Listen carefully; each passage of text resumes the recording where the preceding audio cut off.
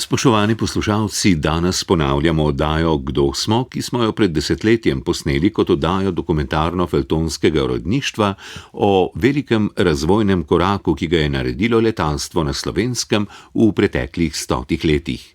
Poimenovali smo jo Od Rusjana do Pipistrela. Avtor oddaje je Ivan Mrljak.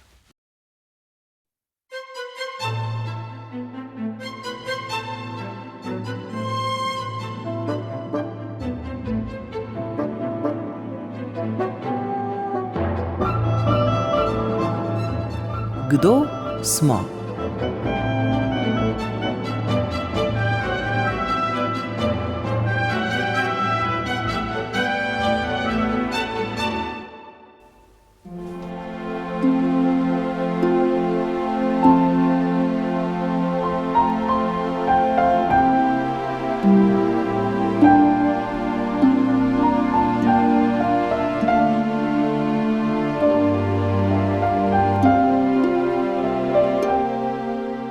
Od Ede do Pantere. Ed je bilo 5 in vsaka je bila nekoliko različna. Pantera s svojimi zavidanja vrednimi in eksotičnimi linijami pa obeta številno potomstvo. Med njima je stoletje, era, ki je že sama po sebi mejnik. In o njih bomo govorili, o mejnikih v slovenskem letalstvu.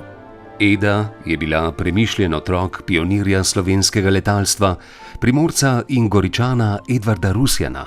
Pantera pa zrela odločitev Iva Boscarola in njegovih sodelavcev v ajdovskem letalskem podjetju Pipistrel stoletje pozneje.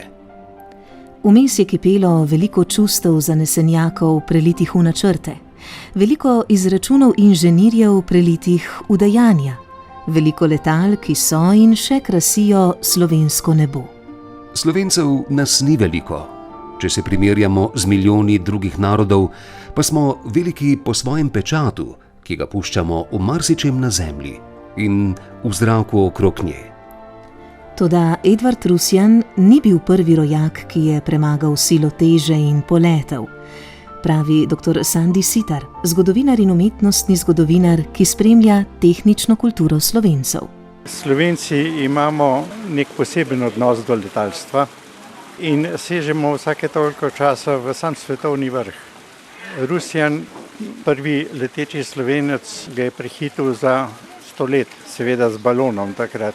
Zdravnik Kraškovic se je posvečal balonarstvu kot svojemu koničku ali pa celo kaj več v sodelovanju z vojaštvom.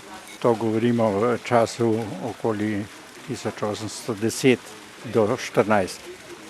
No, tudi drugo znano ime slovensko, dr. Max Samec, je vezano na balonarstvo.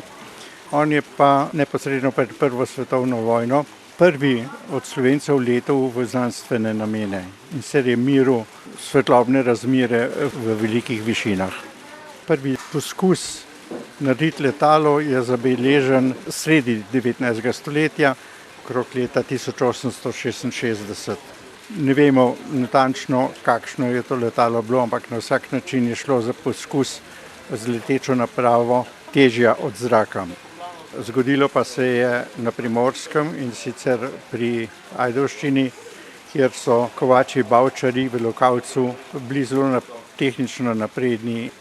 Resl, izumitelj ladijskega vijaka, je prav gotovo pospešil tudi razvoj zračnega vijaka. Tudi sam oziroma njegov sin je delal na letečo napravo, približno helikopter. Jožef Štefan je pa pospeševal razvoj letalstva. Dal si je demonstrirati letalske modele in je rekel, na tem se splača delati.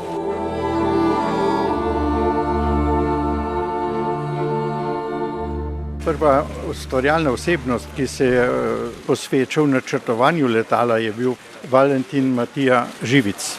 On je iskal, da bi naredil tako napravo, ki bi se lahko navpično dvigala, lebdela v zraku in tudi spustila na dano točko.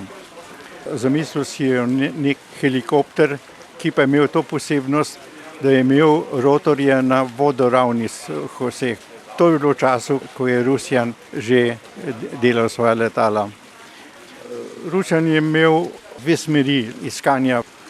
V eni smeri je posnemal uspešna letala drugih konstruktorjev, bolj izviren pa je bil njegov koncept športnega letala enoseda, za katerega je skušal najti način, kako bi ga lahko razvil v dvoseda, pa mu ves čas ni uspelo. No, polet z letalom, pa da je bil pilot s slovenskega doma, je bil pa še pred Rusjanom. In sicer mariborski izumitelj Wels, ki je delal za proizvajalca letal Etricha in je razvil iz rastlinskega semena, dobro letečega v vetru, letalo. In po letu, to je bilo leta 1906, prvi polet na Slovenskem rojenega človeka z brezmotornim letečim krilom.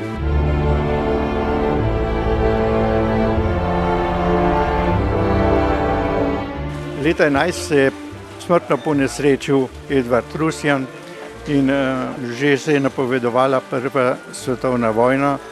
Za to vojno so bili prepričani, da letalstvo ne bo igralo še pomembne vloge, pa se je zgodilo, da se je letalstvo zelo hitro prilagodilo vojnim nalogam in tudi na tem področju imajo svoj delež Slovenci.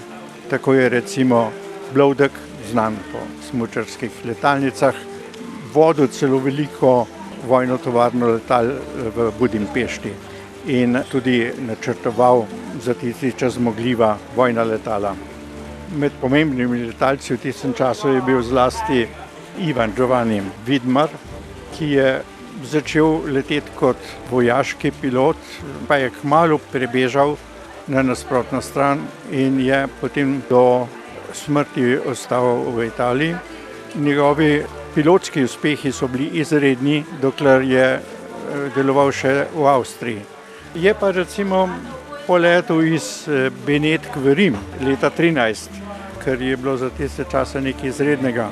Ali pa recimo, ko so leta 1912 obnovili zvonik v Benetkah, se je pojavilo nad njim letalo in v njem je sedel Slovenec Tržačan, Ivan Giovanni Vidmar.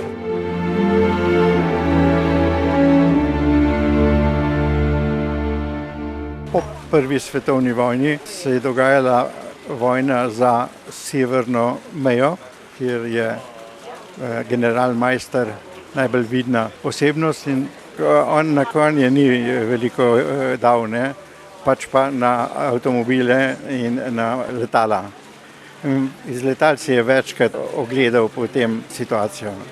Govorimo celo o neki majstrovi eskadrili, gre za letala, ki so bila stacionirana takrat na ljubljanskem letališču in pa tudi v Mariboru. Je imela tam okrog 20-30 letal in je opravila med boji za severno mejo 117 bojnih poletov.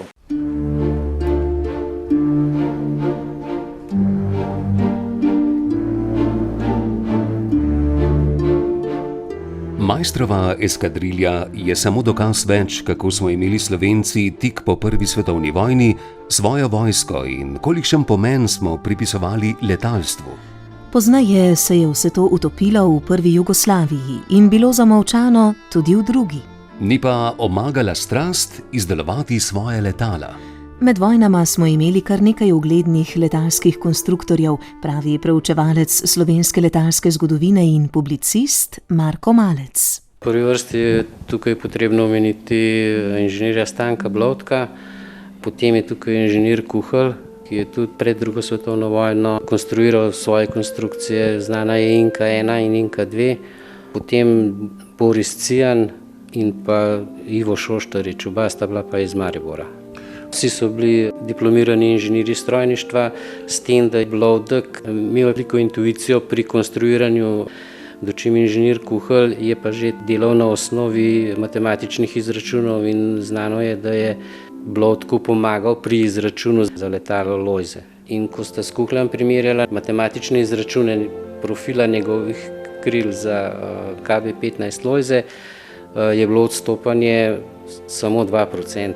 Potem je bil še Boris Cijan, ki je tudi že pred vojno konstruiral letala jadralna, in Ivo Šoštarič, prav tako konstruktor jadralnih letal, vendar one dva v Sloveniji nista delovala prav dolgo, ker sta se preselila v Beograd.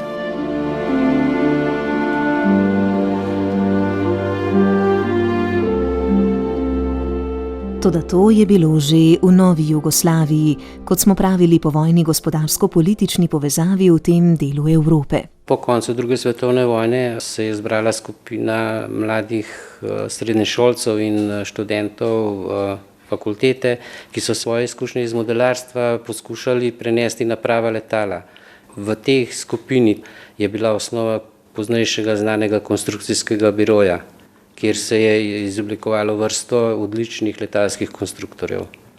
Vodje teh skupin so bili Dušan Cener, Marjan Slanovec, Jaroslav Koser in Hrovat.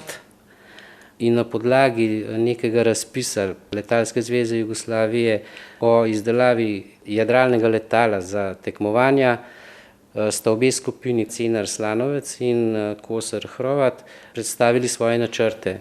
Načrta obeh letal sta bila zelo dognana za tiste čase in so se odločili, da ustanovijo konstrukcijski biro. Pobudnik ustanovitve je bil Branko Ivanuš, potem sta te skupini delali v Cekinovem gradu, rezultat njih bili pa jadralni letali KB2 in pa KB1. KB1 je bil Triglav, pozneje imenovan KB2 pa Udarnik. Slanovec je potem naredil še prvo jadralno letalo z laminarnim profilom, kar je bilo skoraj edinstveno v Evropi, to je bil KB9 Experimental. Na pobudo Branka Ivanuša so začeli tudi s konstruiranjem motornih letal in tako je Dušan Cener skonstruiral zelo uspešno motorno športno letalo KB6 Meteor. To se je dogajalo še vse v tovarni Letov, kjer je bila prva slovenska letalska tovarna v pravem smislu besede. Nasledila jo je potem Libis.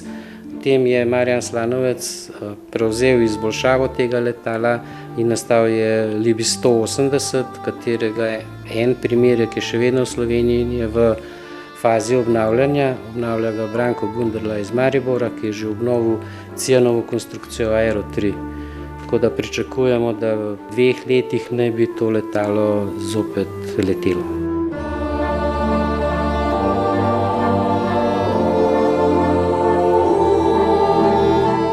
Inženir strojnik se je ukvarjal z izračuni, nekako bi lahko rekli, eksotičnih vrst letal. Tako je že med vojno narisal načrte za leteče krilo in njegova diplomska naloga je bila na to temo. Potem se je dogovoril z Miranom Čobalom, ki je bil znan pilot, da izdelata to leteče krilo. Leta 1945 so ga res izdelali in Miran Čobal je s tem letečim krilom celo 2-krat poletel s hriba na Brdu pri Ljubljani. Potem je strojnik po dokončanju študija je odšel v Ameriko, je tam imel še nekaj uspešnih konstrukcij. Med slovenskimi letalskimi konstruktorji prvega povojnega obdobja velja omeniti tudi inženirja Staneta Grčarja, ki je sodeloval že prej pri konstrukciji motornega letala KB6 Meteor. Nato pa se je sam lotil konstruiranja sodobnega turističnega letala KB11 Branko, poimenoval pa ga je po svojem vzorniku in v bistvu spiritu movensu slovenske letalske povojne industrije Branku Ivanušu, ki se je nesrečno ubil leta 1954 na letalskem reliju v Franciji.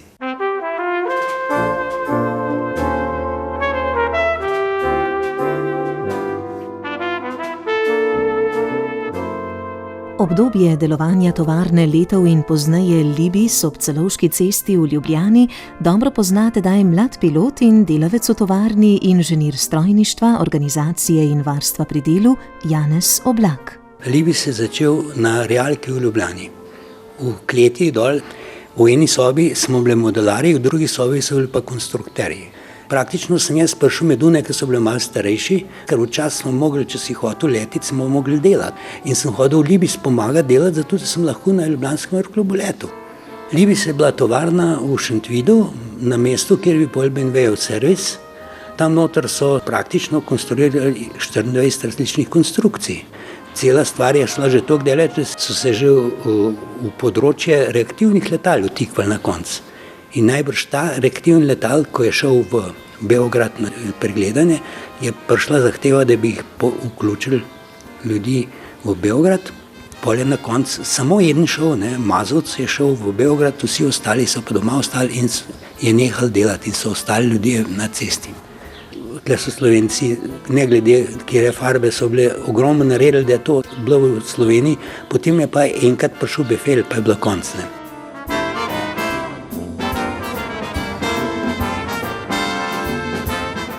Prej ste omenili 24 različnih letalskih konstrukcij. Večina je bilo to sicer jadralnih letal. Ja, večina jadralnih letal.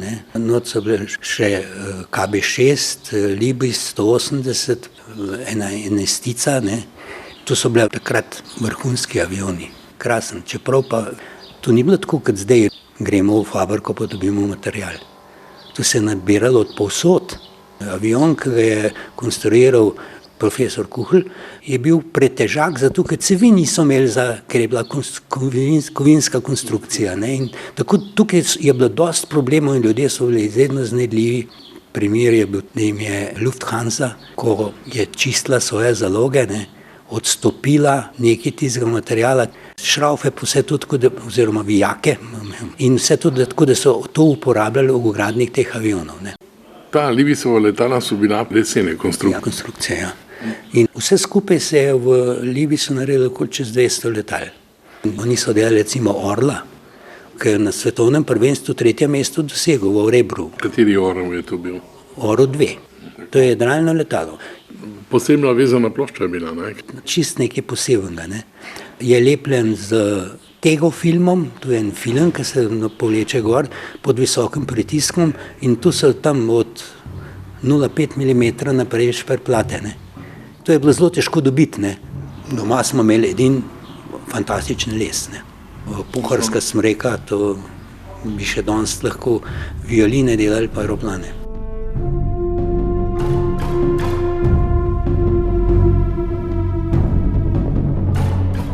Aeroplan, ki se je delal, je rasel skrati. Osnova je ratala na konstrukcijskem biroju, potem se je pa dodelaval skozi. Ni šlo za industrijsko izdelavo, pač pa za obrtno. Ja, ki je pa za tiste razmere ratala že kar industrija. Ampak bila je pa prilagodljiva. Ona je recimo tudi določene modifikacije na avionu strašno hitro naredila. A to je pomenilo, da dve letali nista bili popolnoma enaki? Veste kako, nekaj se je od enega letala uporabljalo za drugega. Če slike pogledate, vidite en isti aeroplan, pa en ima tako kabinco, da ima sam glavo ven, ta drug ima normalno kabino, en ima rep normalni, enega ima vevi rep in tako naprej. To so bili vse eksperimenti, ki so se naredili in ki so vse bile v redu. Nekje sem prebral, da je imela tovarna Libis svoj prvi preizkusni poligon oziroma letališče, kar tam ne zadaj v Stegnah. Ja, prav za letiti ni bilo, tisti je bilo malo za preizkus motorja pa za take stvari. Drugače se po vse prove preizkusi se naredili na polju. Ja. Komu ste prodajali tedaj letala? Ja, pravzaprav tu je bila letalska zveza, ker jih je razdelila klubom. Vse klubi niso kupovali letal, oni so dobili letalo. To je bilo vse predpriprava za to, da bo lahko nekoč postali dobri piloti. Ja, mogoče smo Slovenci mečkano tudi cepljen. Kar je novega, hočemo biti zraven. In to takoj, Zanimivo je to, da na tehničnem področju letalstva smo imeli lep cahen. Avstrija se je dikala z našim. Prvi avion, ki je delal za Lufthansa, za zračno pošto, je bil slovenski pilot. Puh, Janez Puh, konstruktor bokser motorja, ki je še danes prevladujoč motor med motorji z notranjim izgorevanjem, klasičnimi vatnimi v letalstvu. Seveda. Sej kar zanemarjamo, To znanje kmečkega človeka, ki je bil prisiljen, da začel moderno razmišljati in so znali marsikaj narediti. En befel pa je bilo konec Libisa, je malo prej rekel Janez Oblak. Toda Marko Malec ve, da so slovenski konstruktorji potem veliko prispevali za razvoj jugoslovanskega vojnega letalstva.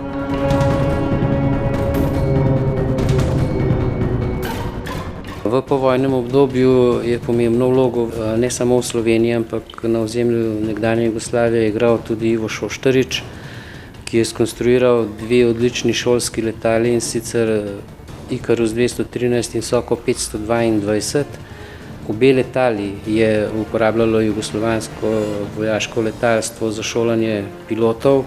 Še posebej uspešno je bilo letalo 522, s katerim so leteli tudi pripadniki teritorialne eskadrile Ljubljana in je bilo pri njih zelo priljubljeno. Na drugi strani pa je v povojnem obdobju sodeloval s konstruiranjem tudi Boris Cijan, ki je najprej skonstruiral Aero 2, potem pa njegovo izboljšavo Aero 3. Pri tem mu je pomagal Miha Mazovec, tudi Ljubljančan, ki je takrat deloval v Beogradu.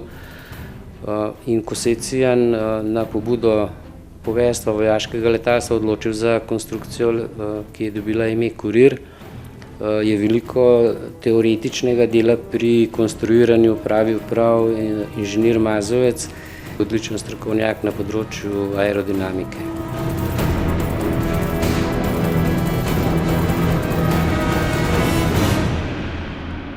Da je konec slovenske letalske tovarne Libis zavit v tančico, ki namerno prikriva dejanja tedanjih oblasti, poudarja tudi zgodovinar dr. Sandi Sitar. Po vojni je delovala skupina študentov, ki so se posvetili konstrukciji letal. Iz tega je potem zraslo podjetje Libis, prej še letov. To je bila tovarna, majhna, ambiciozna, in je izdelovala letala, ki so bila enako vredna ali pa celo vodilna v evropskih težnjah. Tako so recimo načrtovali tudi reaktivno letalo in pa leteči krožnik. Z njim bi prehiteli podobne težnje v Ameriki, vendar je prišlo do čudnega požara, kasneje pa tudi do ukinitve te letalske tovarne v Ljubljani. Marsikaj se domneva, ni pa še natančno raziskano, kaj se je takrat zgodilo. Verjetno je šlo za uresničitev težnje vojne komande, da preseli vse pomembne centre vojne industrije iz obrobja Jugoslavije v notranjost. V letalsko dejavnost se je vključil tudi Elan, ki je izdeloval jadralna letala v licenci, ki so bila celo kvalitetnejša od originalnih švicarskih.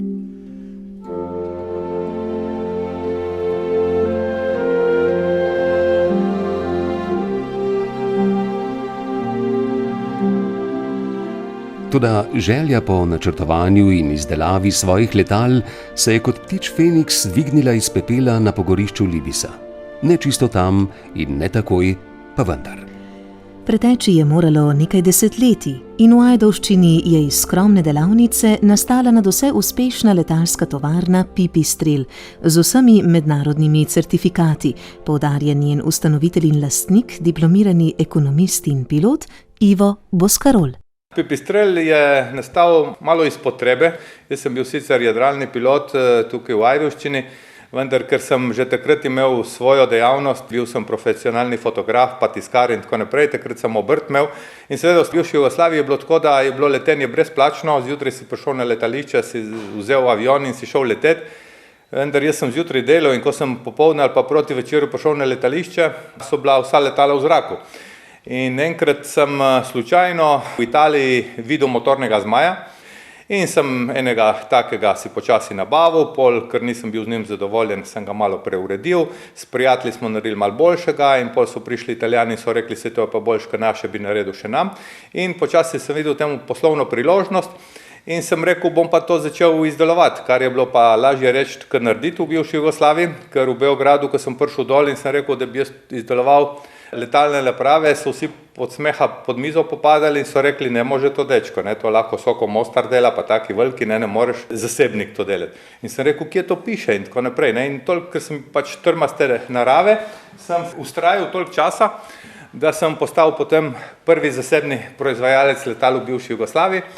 Že takrat sem se odločil, da bojo moji izdelki malo drugačni. Takrat je bilo približno 200 proizvajalcev letal na celem svetu. Vsa letala so bila grajena okrog motorja, bi se temu reklo. Močen motor in potem si lahko obesil kakršnokoli zadevo od zadaj, obliko krila in to je letelo. Jaz sem rekel, ne, naša letala bojo drugačna, naša letala bojo rabila čim manj energije, porabila bodo čim manj goriva, zaradi tega bodo tišja in letela bodo tudi, če motor odpove. Jaz sem bil takrat v očeh ostalih konstruktorjev zelo čuden, kaj se grem, bencin je bil zastonj, hrup ni bil pomemben. Vendar skozi vsa ta leta se je pokazalo, da je bila vizija prava in smo zaradi te drugačnosti začeli postavljati standarde. Jaz sem verjel v drugačno letalstvo, cenejše letalstvo, takrat smo temu pravili alternativno letalstvo, pol je postala beseda ultra lahko in tako naprej.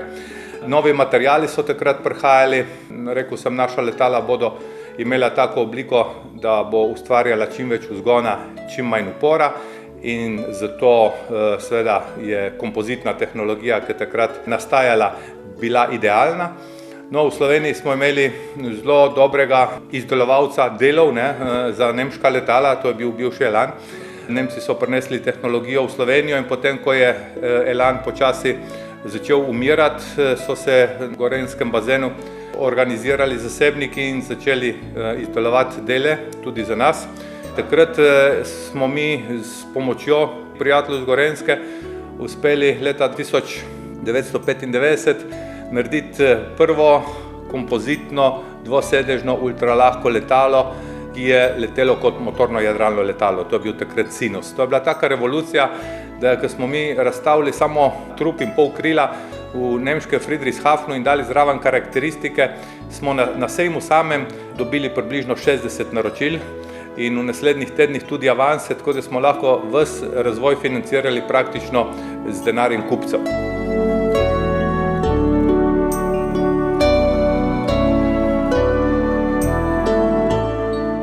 Jaz sem že zelo zgodaj verjel tudi v električne pogone, ker imajo ogromne prednosti.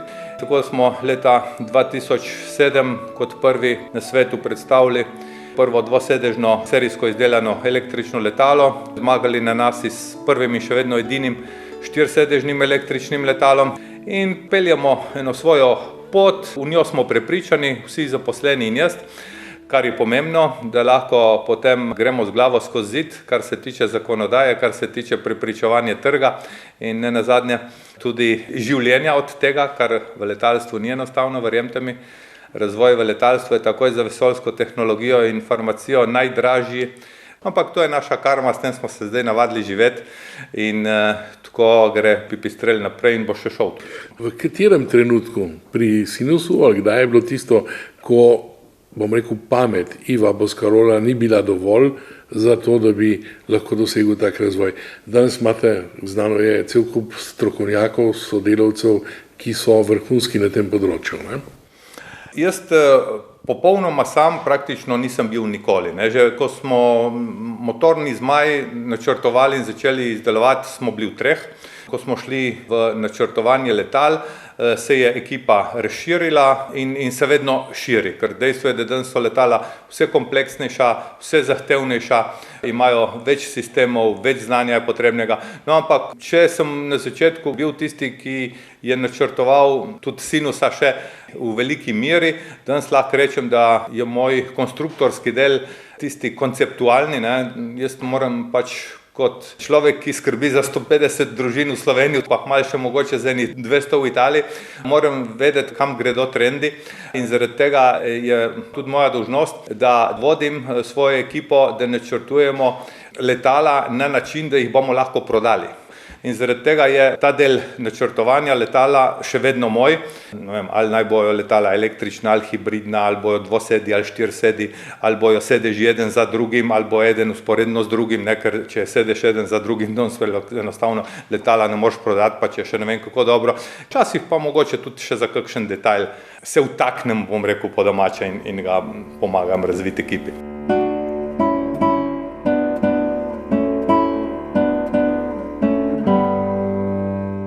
Danes, ko imate leteč prototip, ste na 5 do 10% uspeha.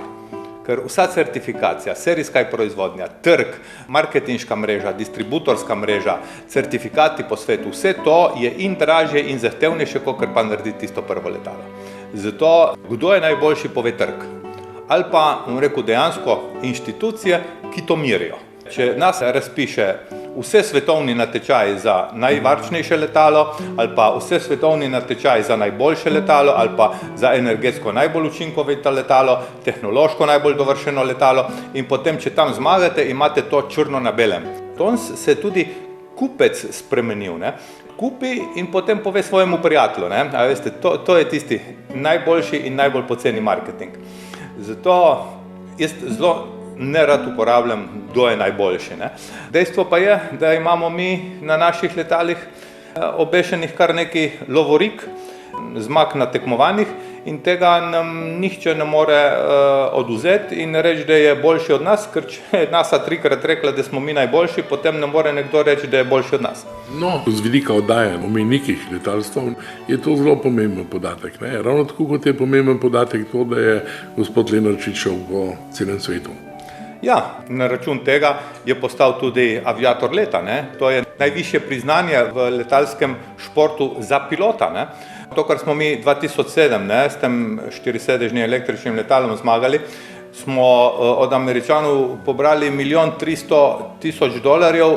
To je večja nagrada, kot je Nobelova nagrada. To je največja nagrada v zgodovini letalstva, pazite, ne.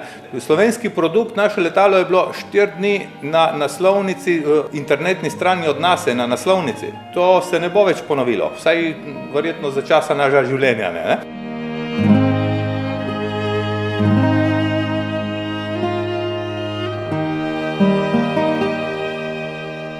Logično je, da v razvoju podjetja postavljaš cilje vedno više in pred leti smo si mi postavili cilj, da ne bomo izdelovali samo ultralahkih letal, ampak da bomo izdelovali tudi športna in pa večja potniška letala. Zato smo 2 leti vložili v to, da smo pri Evropski agenciji EASA pridobili certifikat načrtovalca letal in kasneje tudi proizvajalca letal, tako da zdaj Pipistrel lahko načrtuje praktično vse tipe letal in tudi proizvaja lahko vse tipe letal. In zato je logično, da smo iz 2-sedežnih letal šli na 4-sedežnega, to je prvi tak korak. In Pantera je realnost, Pantera leti.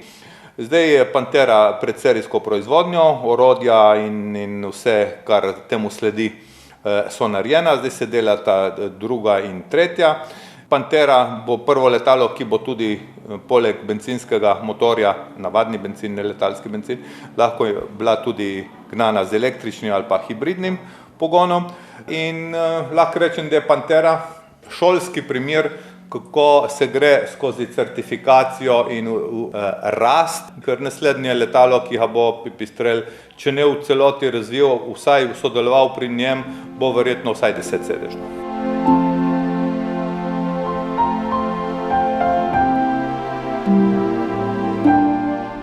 Kam gredo trendi? Trendov v letalstvu je seveda več, ne. Zdaj, jaz ne bom govoril o tistih velikih, ne, avtobusarjih, kot jim mi pravimo.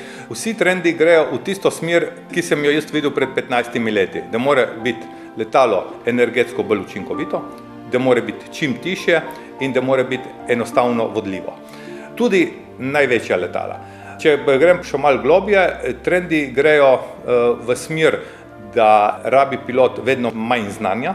Torej, mora konstruktorska ekipa narediti letalo, ki je enostavno, ki ima čim manj vzdrževanja, čim manj porabe, čim tišje in letalo, ki je vsak dan sposobnejše in varnejše. Zdaj, v zadnjih letih je pa avtomobilska industrija toliko napredovala standardi, da so v določenih državah že avtomobilski standardi lahko osnova tudi za letalske standarde.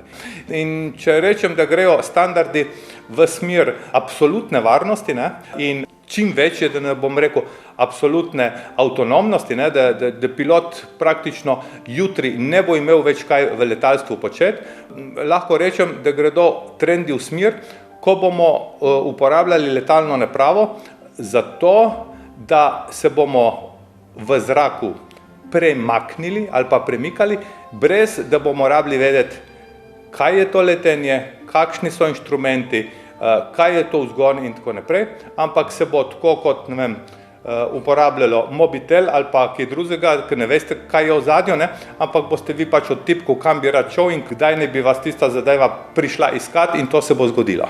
Pametna letala.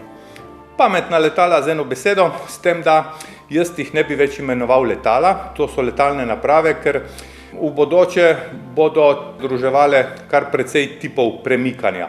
In pozemni in vertikalnega dviga do hitrih pomikov v zraku, zlasti v velikih ali pa blizu velikih mest.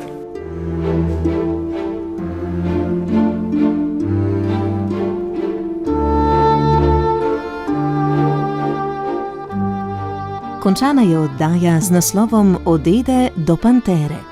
V njej so sodelovali dr. Sandi Sitar, Marko Malec, Janez Oblak in Ivo Boscarol. Oddajo sva povezovala Alenka Resman-Langus in Igor Velše, tehnično jo je obdelal tonski mojster Jernej Boc, avtor oddaje je Ivan Merljak. Spet ji lahko prisluhnete prek spletnih strani naše radiotelevizije.